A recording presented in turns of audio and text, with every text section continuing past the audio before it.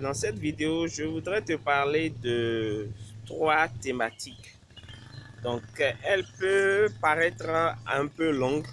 Je t'avertis déjà, ça peut être un peu long comme vidéo, mais je voudrais aborder plusieurs thématiques. Et je vais d'abord te parler des différents types de mentalités qui freinent ta vie. D'accord? Je vais te parler ensuite des différentes saisons de la vie et des cycles de la vie. Donc, pour que tu puisses savoir réellement comment gérer ta vie, pour que tu puisses faire un check-up parce qu'on tend vers la fin de l'année, pour que tu puisses faire un check-up de, OK, où est-ce que tu en es actuellement dans le processus de ta réussite et quelles sont les choses qu'il faut corriger. Et donc, la première chose qu'il faut savoir, c'est que notre réussite est fondamentalement liée à notre type de mentalité. Notre réussite est fondamentalement et étroitement liée à notre système de pensée. Quelqu'un a dit, dis-moi ce que tu nourris régulièrement comme pensée. Dis-moi tes pensées régulières et je pourrai te dire ce que tu seras. Il y a un adage très intéressant, très enthousiasmant, qui dit que si aujourd'hui, on prend les Africains, d'accord, on les met en Chine, on prend toute la richesse mondiale, on leur remet, et on met les Chinois en Afrique, on leur donne un déposit de tout ce qu'ils ont. Dans quelques années, l'argent va repartir vers les Chinois et l'Afrique sera le continent le plus développé. Ça veut dire qu'en fait, la réussite, ce n'est pas lié à la capacité à avoir.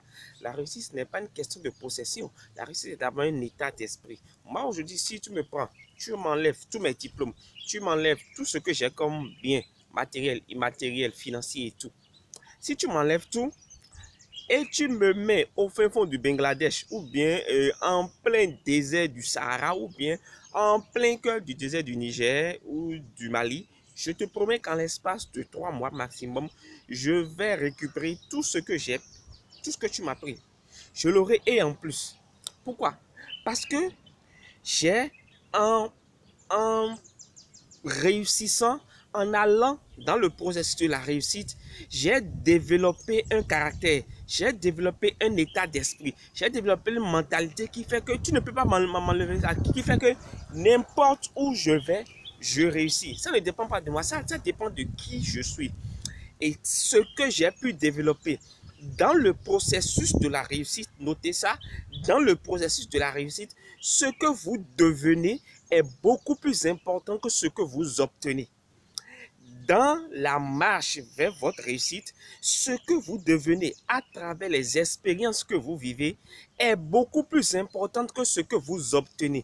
Parce que ce que vous obtenez, on peut vous l'arracher, on peut vous le prendre, on peut vous le récupérer. Mais ce que vous devenez, un homme de caractère, une femme intègre, une femme de caractère, une femme intelligente, une femme sage, un homme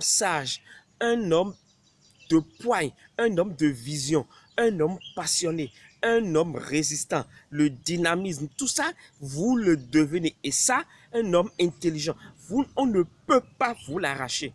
Donc, misez beaucoup plus sur ce que vous obtenez. Maximisez sur ce que vous obtenez au lieu de vous focaliser, maximiser sur ce que vous devenez au lieu de maximiser ce que vous obtenez.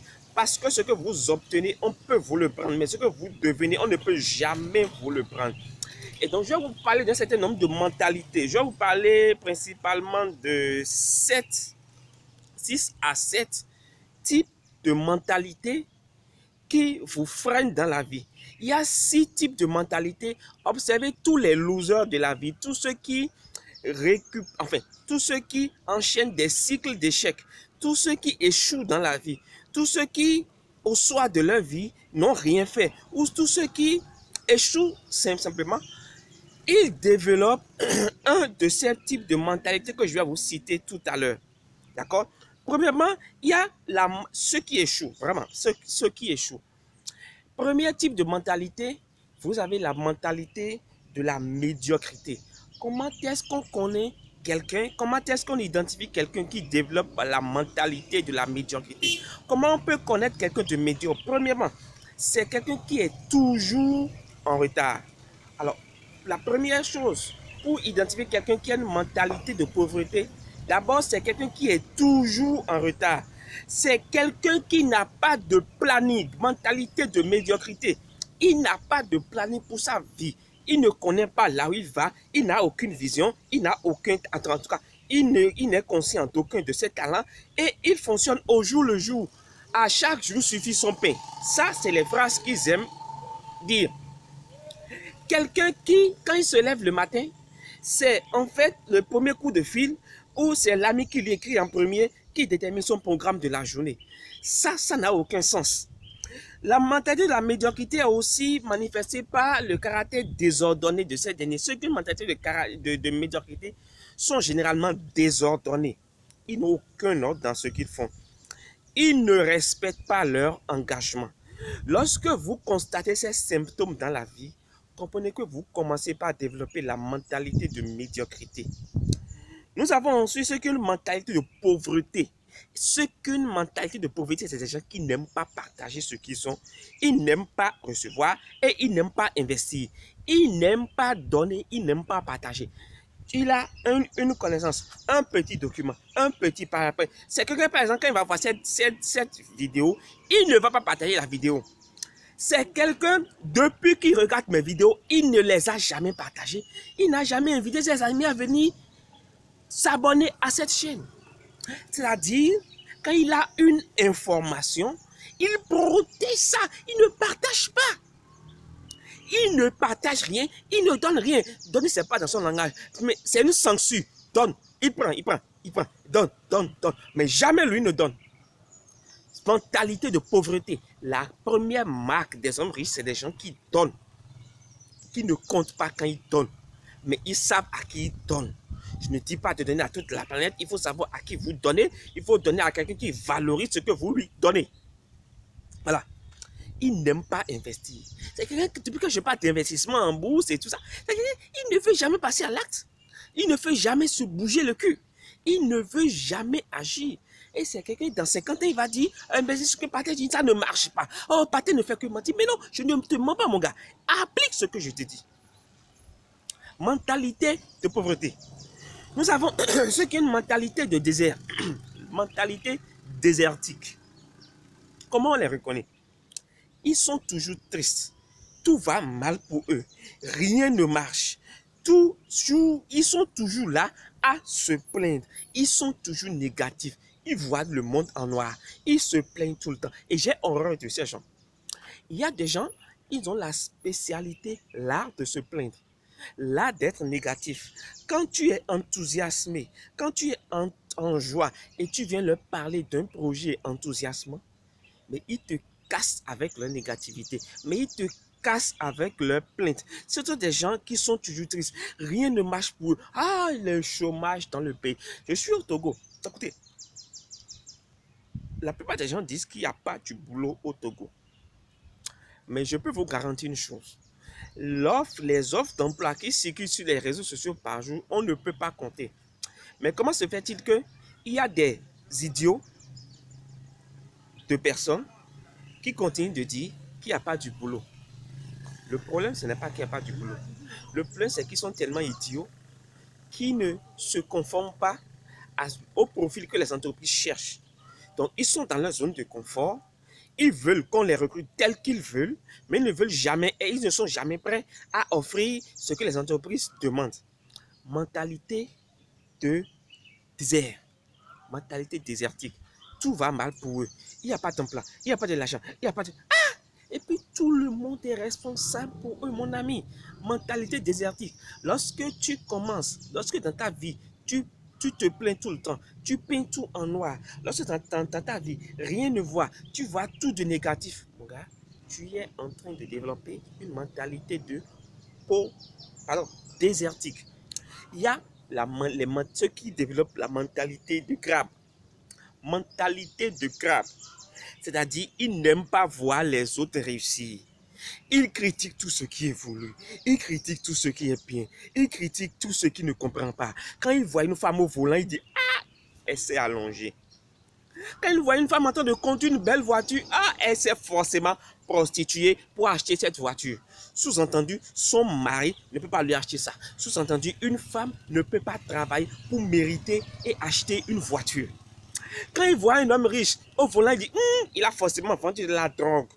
Il a sûrement tué quelqu'un. Il a escroqué quelqu'un. Mon ami, mentalité de crabe. Il y a des gens, ils sont spécialistes dans la critique destructrice. Ils sont spécialistes. Ils critiquent tout ce qui évolue. Ils critiquent, ils n'aiment pas voir les autres réussir. C'est-à-dire que quand ils voient les autres réussir, c'est comme s'ils ont volé sa réussite. Alors que la réussite n'est pas une valeur absolue, mais c'est une valeur relative. Ça veut dire que je peux être heureux, je peux réussir sans jamais empiéter sur ta réussite à toi, mon gars. Et c'est dans les deux sens, c'est dans les deux sexes, mon ami. Mentalité de crabe, ce sont des gens qui n'aiment pas voir les autres réussir, qui commencent par critiquer tous ceux qui réussissent. Ce sont des idiots qui mettent des commentaires débiles sous mes vidéos pour me critiquer. Faites ça, hein, si vous voulez. Franchement, ça ne me fait rien. Mais faites ça. Chaque fois que je fais une vidéo sur le Bitcoin ou sur les crypto-monnaies, je suis toujours attaqué. C'est bizarre. Je reconnais que c'est une industrie, que beaucoup de personnes sont derrière et qui n'ont pas intérêt à ce que ça chute. Mais c'est de mon devoir aussi d'éclairer ceux qui viennent sur ma chaîne pour s'informer. D'accord? Donc, je respecte votre droit à ne pas aimer ce que je dis, mais respectez aussi mon droit à dire ce que je pense. Faux ou vrai, je le dis et je le pense fondamentalement. Ensuite, il y a la mentalité de la souris. La mentalité de la souris, je vais vous raconter l'histoire de la souris. Il y a une génération de 3 souris. Grand-papa, papa et fils. Ils étaient dans une chambre. Et donc, ils étaient dans un trou. Et le propriétaire de la chambre s'est fâché un jour et a dit, bon, il a mis un piège. Il a mis de la viande en dessous du piège pour que les souris soient prises au piège. D'accord? Grand-papa, papa et enfant étaient dans le trou.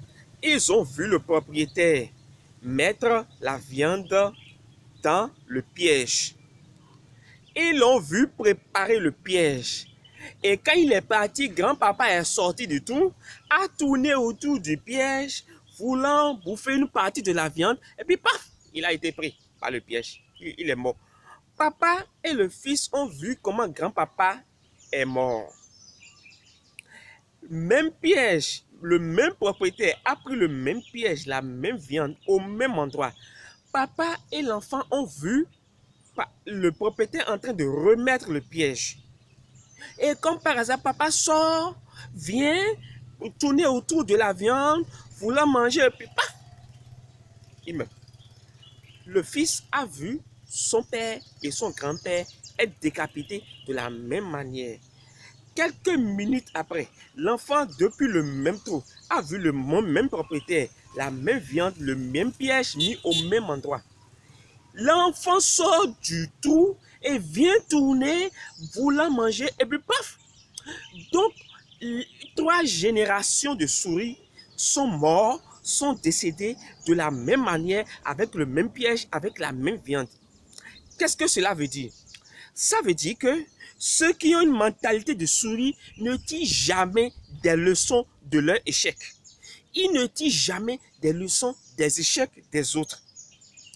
Ils ne tirent aucune leçon de leur prédécesseur.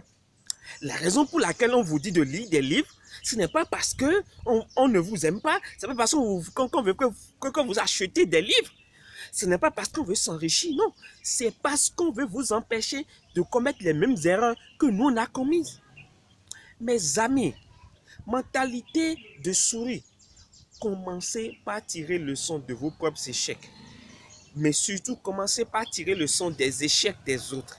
Et l'une des manières de tirer des leçons des échecs des autres, c'est de lire les livres des grands hommes. D'accord? Lorsque vous voulez aller quelque part, faire quelque chose, et vous constatez que quelqu'un a déjà fait la chose et a échoué, je ne vous dis pas de rester au même endroit pour dire comme il a échoué, je vais échouer. Non, mais étudiez, analysez, et vous comprendrez pourquoi est-ce que lui il a échoué, et vous allez apprendre de ses erreurs. Il y a la dernière mentalité, la mentalité du singe. La mentalité de singe est caractérisée par les gens qui ont une mentalité de singe, comment on les reconnaît? Ils vont de branche en branche. Ils ne sont jamais stables dans leur pensée. Ils sont toujours instables émotionnellement. Ils acceptent tout ce qu'on leur donne. Ils suivent la direction du vent. On ne sait ni où il va, ni d'où il vient. Il est partout. Il va de boulot en boulot. Lui seul, il est dans 10 associations à la fois. Lui seul, il fait 10 boulots à la fois. C'est pas mauvais. En fait, il fait tout. Il embrasse tout. Il va de branche en branche. Il va de relation en relation. Il va d'entreprise en entreprise. Il est ici un coup, il démissionne, il va là. Mais pourquoi tu démissionnes? Je ne sais pas. Juste que je suis fatigué. On ne sait pas ce qu'il veut dans la vie. D'accord? Il accepte tout ce qu'on dit. Un gars, il fait la cour. Oui, il a une... Excusez-moi. Mais il a une capacité mais extraordinaire à ouvrir les jambes. Et si c'est un homme, il a une capacité extraordinaire à ouvrir sa braguette. Mon ami, mentalité de singe. Il faut qu'on sache où tu vas dans la vie. Il faut qu'on sache à quoi rime tout ce que tu fais. Il faut qu'on sache que telle chose que tu fais répond, tu vas d'un point A à un point B. Très important. Très, très, très, très, très important. Donc, ce sont ces différents types de mentalité dont je voulais vous parler. Et maintenant, je vais vous parler des saisons de la vie. Parce que la vie n'est pas faite d'années. La vie n'est pas une question de mois. La vie n'est pas une question de semaines. La vie est une question de saison. Et lorsque vous faites la bonne chose, mais dans la mauvaise saison, ça ne va pas marcher. Lorsque vous faites quelque chose de bien, mais à contre-temps, dans la mauvaise saison, ça ne marchera pas. Tout simplement parce que ce n'est pas la saison, ce n'est pas le moment de la chose. La Bible dit à chaque chose a son temps. Il y a un temps pour pleurer. Lorsque tu ris pendant le moment de pleurer, là, tu es en déphasage, tu es en retard, tu n'es pas dans le bon timing. D'accord? Est-ce que vous avez constaté qu'il y a des choses que vous avez toujours galéré à chercher. Vous avez tellement cherché ça, mais c'est au moment où vous ne vous y attendez pas que vous avez eu la chose, sans faire d'effort. Ça veut dire que vous aviez cherché la chose pendant ce n'était pas la saison de la chose. Et je vais vous faire une parenthèse. Vous pouvez avoir un président qui est un tyran. Le monsieur peut être un tyran, il peut être un assassin, il peut être un dictateur. Mais tant que ce n'est pas la saison pour qu'il parte, montez, descendez, marchez, faites tout ce que vous voulez, il ne partira pas. Parce que ce n'est pas la saison. La chose qu'il faut chercher, c'est qu'est-ce qu'il faut faire, comment savoir que c'est la bonne saison pour faire quelque chose. Et donc, généralement, nous avons 5 saisons dans la vie qui correspondent aux différentes phases de notre vie. Nous avons d'abord la phase entre 20 et 30 ans. La saison entre 20 et 30 ans. Dans cette saison, c'est la saison qui est destinée à construire votre vie, à bâtir les fondements de votre vie. Donc, à aller le plus loin possible dans les études et si possible à vous marier entre 20 et 30 ans. C'est la saison pour vous de construire les bases de votre vie, d'enraciner votre vie. Par exemple, c'est le moment où il faut passer le plus de temps dans la présence de Dieu. Il faut prier le plus possible. Parce que c'est le moment de la préparation, de la construction. Ensuite, entre 30 et 40 ans, c'est le moment de la réussite. C'est à partir de là que si vous êtes par exemple chef d'entreprise, vous voulez être entrepreneur, vous commencez par monter votre boîte. Généralement, les gens réussissent en entreprise, dans le domaine entrepreneurial. Les gens réussissent après 30 ans, à partir de 35 ans. La plupart des réussites, vous allez constater, la plupart des réussites, c'est au-delà de 35 ans. Donc, entre 20 et 40 ans, vous réussissez, vous devez monter votre entreprise. D'accord? C'est le moment de la réussite. Entre 40 et 50 ans, vous êtes censé devenir responsable. Devenir responsable, ça veut dire quoi? Commencez par l'entreprise que vous avez conçue entre 30 et 40 ans, ça aura le temps de vaciller. Vous allez sortir de la zone de turbulence. Entre 40 et 50 ans, vous commencez par être stable. Vous commencez par avoir des ressources, des revenus fixes. vous commencez par avoir des services qui vous rapportent de l'argent fixe. Vous avez de l'expérience maintenant. D'accord? Et entre 50 et 60 ans, vous commencez par récolter les fruits de vos labeurs. Vous commencez par récolter les fruits de vos labeurs. Et entre 60 et 70 ans, c'est le repos total. Je n'ai pas dit la retraite, mais j'ai dit le repos. Le repos, pourquoi? Parce que même quand vous êtes vieux, vous devez continuer d'apporter de la valeur, vous devez continuer de conseiller, vous devez continuer de faire quelque chose qui fait du bien à l'humanité. Dernière chose, je vais vous parler des cycles de la vie. Je ne sais pas si vous avez constaté, mais observez bien votre vie. Vous allez voir que, en fait, dans votre vie, rien n'est nouveau. Ce qui vous arrive aujourd'hui, vous êtes déjà arrivé autrement avant. La vie est un cycle. Et qui dit un cycle, ça veut dire que ce qui se passe aujourd'hui dans votre vie reviendra demain. Et reviendra, et reviendra, et reviendra, et reviendra. La vie est un cycle continu de 4 étapes, 4 choses. 4 choses constituent ce cycle-là. Et si vous ne comprenez pas ça, vous allez chaque fois souffrir, subir les mêmes choses, mais vous n'allez pas comprendre pourquoi vous les subissez. Et donc, mon point, c'est ça. Un des cycles de la vie, premier cycle de la vie, pas le premier, un des cycles de la vie, on appelle ça l'été. Lorsque vous êtes dans la phase de l'été, lorsque vous êtes dans le cycle, dans votre cycle de la vie, lorsque vous êtes dans la période de l'été, vous allez constater que vous êtes motivé. Vous avez l'envie d'en découdre. Vous avez l'envie de bouffer du lion. Vous êtes visionnaire. Vous êtes motivé. Tout ce que vous faites vous marche. Vous êtes enthousiasmé. Ça, vous êtes dans l'été. Quand vous êtes dans l'été, vous devez maximiser tout ce que vous faites. Vous devez être à fond, à 110, à 1000%. Vous devez faire en sorte de maximiser, de rentabiliser, de faire au maximum ce que vous faites là. Parce qu'il y a une autre phase qui vient tout à l'heure où vous ne pourrez pas faire ce que vous faites maintenant. Donc, vous devez faire de telle sorte que vous ayez assez de réserves pour pouvoir tenir dans les autres cycles de la vie. Donc, l'été, c'est le moment où vous êtes motivé. Vous avez envie, vous êtes visionnaire. Et ça arrive de ces moments-là. On a la poigne, on a le punch. D'accord? Ensuite vient l'automne. L'automne, c'est un moment où vous êtes dans l'impasse. Vous êtes généralement négatif. Tout va mal pour vous. Tout est difficile. Tout ce que vous prenez échoue. Tout ce que vous entamez ne va pas loin. Tout ce que vous touchez échoue. Là, vous êtes dans l'automne. Quand on est dans l'automne, c'est pas qu'on ne fait rien. Mais on diminue son rythme. D'accord? Parce que c'est dans l'automne. Quelles que soient vos bonnes intentions, quel que soit ce que vous marchez, ça va échouer, ça n'ira pas loin. Vous calmez. Pendant ces moments, vous développez votre communion avec Dieu. Pendant ces moments, vous vous reposez. Ce n'est pas de vous dormir, vous vous reposez, ça veut dire que vous diminuez le rythme, le volume d'activité. Alors que dans l'été, vous maximisez. Vous faites au-delà de ce que vous faites normalement. Pour que quand l'automne vient, vous puissiez vivre des réserves que vous avez eu à faire. Ensuite, vous avez l'hiver. L'hiver, c'est un moment généralement où tu as envie de faire de l'introspection. Tu as envie de rester seul.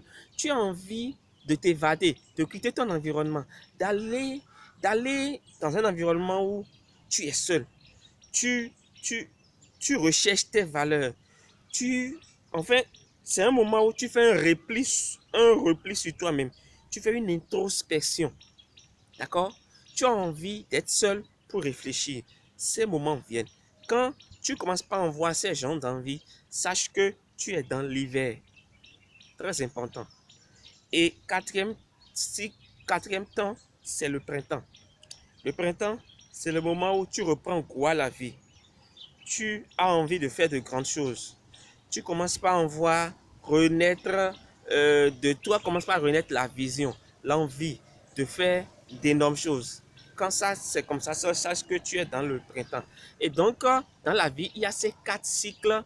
Il y a ce cycle-là que nous vivons tous. L'été, l'automne, l'hiver, le printemps. Ça vient, ça repart. Ça vient, ça repart. Ça vient, ça repart. Et donc, dans chaque période, sachez quoi faire. Quand vous êtes dans l'hiver, sortez, allez dans un environnement, réfléchissez sur vous-même. Vous voyez ce qui ne va pas. Cherchez vos marques, cherchez vos valeurs. Là, vous cherchez de la motivation. Vous cherchez à vous évader un peu. Faites-le. D'accord? Même quand vous êtes en couple, séparez-vous et faites-le de temps en temps. Ça fait du bien. D'accord? Ensuite, il y a le printemps. Le printemps, quand tu commences par reprendre goût à la vie, tu commences par devenir visionnaire, tu commences par vouloir faire de grandes choses, ça enchaîne généralement avec l'été. Donc, tu te mets à l'action. Voilà, c'est quelque chose que je voulais partager avec vous. J'espère que vous allez aimer. J'espère que, même si vous n'aimez pas, ce n'est pas grave.